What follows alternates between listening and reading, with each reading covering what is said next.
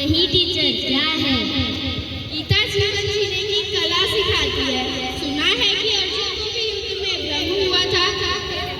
रस्सियों की गुरु से हे कृष्ण, मैं अपने ही लोगों से युद्ध कैसे करूं? हे अर्जुन, अपना कर्तव्य निभाओ, फल की चिंता मत करो, अच्छे कर्म करो, फल की इच्छा मत करो। सच्चाई, प्रेम और मेहनत से जीवन सफल होता है।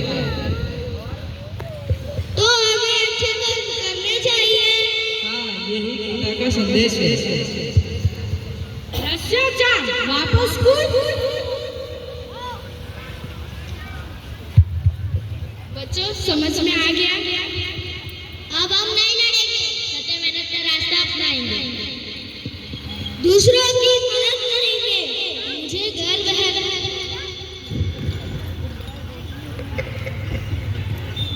अंतिम संदेश बच्चों, गीता हमें सिखाती है अच्छा काम करे, सच बोलो, दूसरों का सम्मान करे, मेहनत करे और ईश्वर पर भरोसा रखे।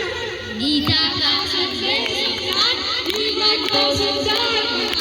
गीता का संदेश जीवन को सुंदर बना। गीता का संदेश